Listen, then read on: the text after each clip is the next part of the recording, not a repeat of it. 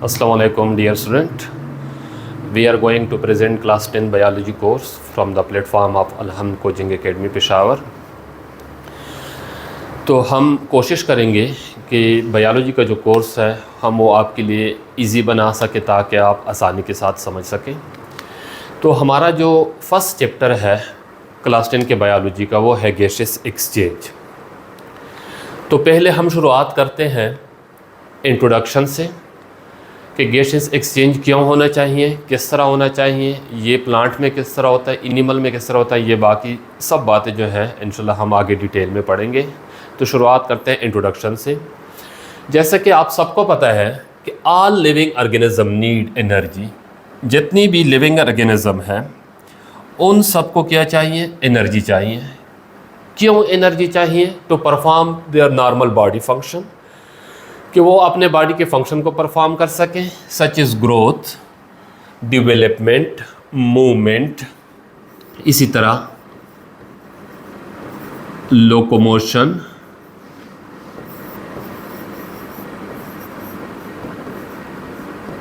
Cell division, wound healing etcetera. तो ये जितनी भी प्रोसेस है ये सब प्रोसेस तब होंगे जब एनर्जी की क्या होगी, अवेलेबिलिटी होगी। विदाउट एनर्जी ये प्रोसेस नहीं हो सकते। तो हमारे पास जो मेन सोर्स है एनर्जी का वो हमारे पास है sunlight. Sunlight is the main source of energy for all life activities. अब सनलाइट से एनर्जी आती किस तरह है, कौन से ऑर्गेनिज्म कैप्चर करते हैं और फिर दूसरे ऑर्गेनिज्म में वो एनर्जी किस तरह मूव करते हैं। तो हमारे पास जो ऑटोट्रॉफ होते हैं, ऑटोट्रॉफ मीन फोटोसिंथेटिक ऑर्गेनिज्म।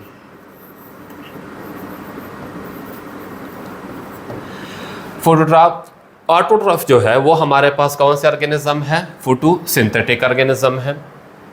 और एग्जांपल जो है हमारे पास इसका क्या है, प्लांट्स जो है ये भी ऑटोट्रॉफ में आते हैं और एल्गी जो है ये भी क्या आते हैं, ऑटोट्रॉफ में आते हैं।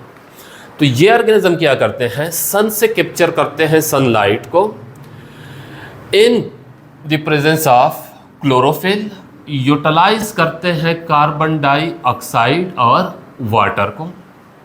दोबारा से यहाँ पे ज़रा देख लें, सन से ये ऑब्जॉर्व करते हैं सनलाइट को, यूटिलाइज करते हैं कार्बन डाइऑक्साइड और वाटर को in the presence of what, chlorophyll. तो ये कार्बन डाइऑक्साइड और वाटर को कन्वर्ट करता है हमारे पास किस चीज़ में, ग्लूकोज में। और ग्लूकोज जो है it is the first source of energy for all living organism. तो हमारे पास जो एनर्जी की प्रोडक्शन होती है वो ऑर्गेनिज्म में होती है फोटोसिंथेसिस प्रोसेस के थ्रू। और फोटोसिंथेसिस प्रोसेस जो है ये कौन से ऑर्गेनिज्म में होता है, ऑटोट्रॉफ में होता है। उसकी जो रिक्वायरमेंट है वो क्या क्या है, सनलाइट है, कार्बन डाइऑक्साइड है, वाटर मॉलिक्यूल है। तो सनलाइट, कार्बन डाइऑक्साइड और वाटर मॉलिक्यूल, प्लांट एल्गी इनको यूज़ करके इनसे बनाते हैं ग्लूकोज को, और ऑक्सीजन जो है इसको ये रिलीज़ करते हैं एज अ बाय प्रोडक्ट।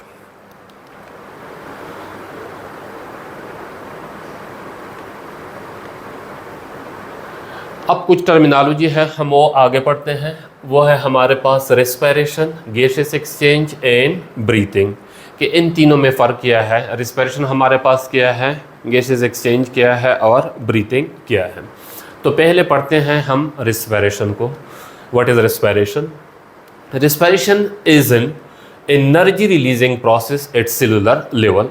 एक तो आपको ये पता होना चाहिए कि दुनिया में जितनी भी लिविंग ऑर्गेनिज्म है उन सब में रेस्पिरेशन प्रोसेस होगा। कोई भी ऐसा ऑर्गेनिज्म नहीं है जिसमें रेस्पिरेशन प्रोसेस नहीं होगा।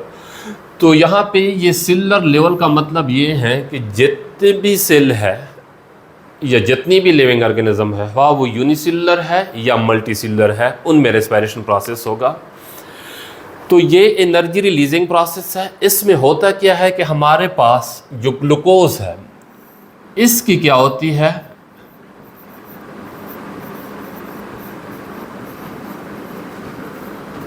ब्रेकडाउन होती है। और इसकी ब्रेकडाउन होगी इन the presence and absence of oxygen, वो हम फिर आगे टाइप्स में पढ़ते हैं। ग्लूकोज की ब्रेकडाउन होगी, प्रोड्यूस होगा हमारे पास क्या, वाटर एंड कार्बन डाइऑक्साइड। जब ग्लूकोज की ब्रेकडाउन होगी तो उससे जो एनर्जी रिलीज होगी वो एनर्जी हमारे पास फिर यूज़ होगी for the synthesis of ATP. What is ATP? ATP is a high energy molecule. ATP हमारे पास है, ATP stand for adenosine triphosphate, और ये हाई एनर्जी मॉलिक्यूल है। तो जितने भी लिविंग ऑर्गेनिज्म हैं उनके पास जो एनर्जी अवेलेबल होती है वो होती है in the form of what, ATP. Respiration जो है ये हमारे पास टू टाइप्स का है, एक है एरोबिक रेस्पिरेशन और दूसरा है इनएरोबिक रेस्पिरेशन। एरोबिक रेस्पिरेशन जो है it occur in the presence of oxygen, ये तब होगा जब ऑक्सीजन अवेलेबल होगा। और इन एरोबिक रेस्पिरेशन जो है it occur in the absence of oxygen, ये हमारे पास वो रेस्पिरेशन है जिसको ऑक्सीजन की कोई ज़रूरत नहीं होती। एरोबिक हमारे पास मेजर टाइप ऑफ रेस्पिरेशन है। ज़्यादातर जो लिविंग ऑर्गेनिज्म है उनमें कौन सा रेस्पिरेशन होता है, एरोबिक रेस्पिरेशन होता है। और इन एरोबिक जो है ये हमारे पास माइनर टाइप का रेस्पिरेशन है।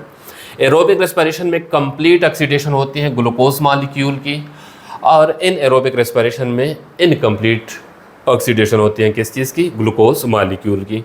एरोबिक रेस्पिरेशन में हमारे पास फिर प्रोड्यूस होते हैं how much ATP, total produce होते हैं 36 एटीपी, और इन एरोबिक में हमारे पास प्रोड्यूस होते हैं 2 एटीपी। नेक्स्ट वन जो है वो हमारे पास है गैसेस एक्सचेंज।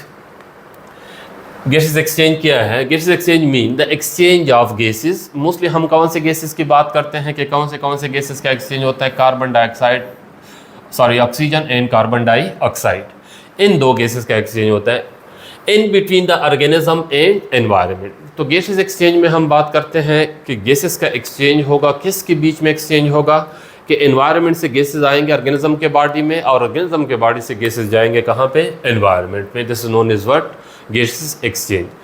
लेकिन गैसेस एक्सचेंज में ये जो एक्सचेंज ऑफ गैसेस होगा ये होगा through process of what, diffusion.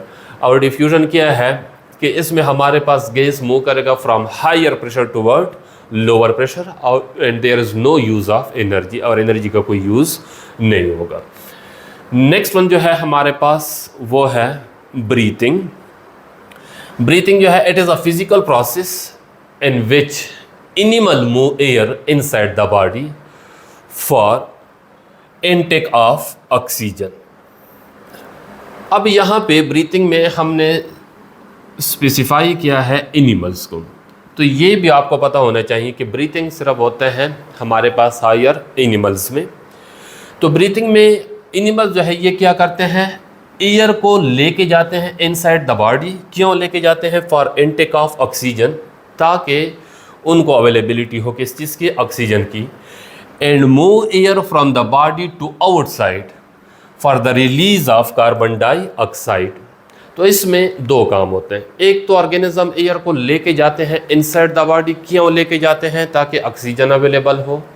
दूसरा जो फेस है इसका वो ये है कि इसमें ऑर्गेनिज्म जो है वो अपने बॉडी से एयर को, गैसेस को रिमूव करते हैं। क्यों रिमूव करते हैं? For the removal of carbon dioxide, ताकि कार्बन डाइऑक्साइड जो है वो उनके बॉडी से क्या हो, रिमूव हो। क्यों रिमूव हो? क्योंकि कार्बन डाइऑक्साइड जो है ये एनिमल के लिए क्या है, टॉक्सिक गैस है। अगर ये बॉडी से रिमूव नहीं होगा तो डेथ होगी। अब ब्रीथिंग में क्या होता है, in breathing fresh air available to lungs.